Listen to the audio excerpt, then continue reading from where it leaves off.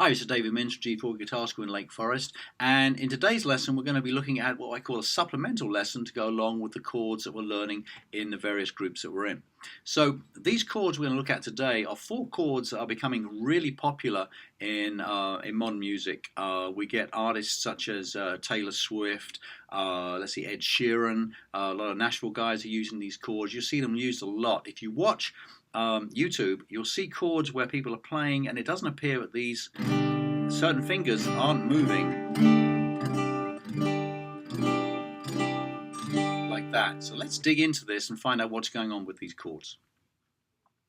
So the chords we're going to be basing these around will be a G chord, okay, a C chord, a D chord, and an E minor chord.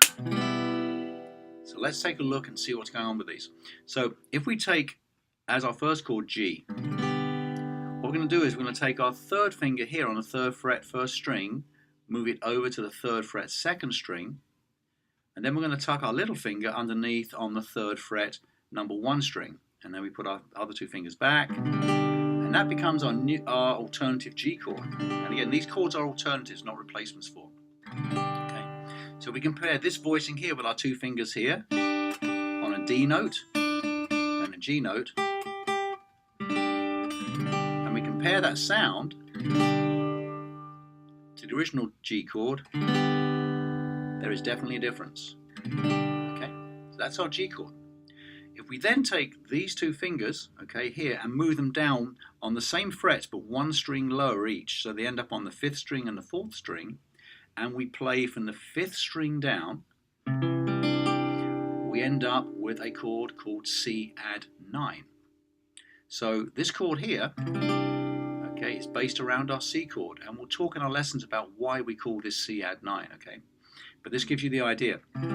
So what's happened so far is these two fingers here on the third fret, second and first strings haven't moved. We have our G chord, move the fingers over, we have a Cadd9 chord. Moving forward, if we take our second finger away, take our first finger over to the second fret third string, and we play from the fourth string down, we have a D suspended chord.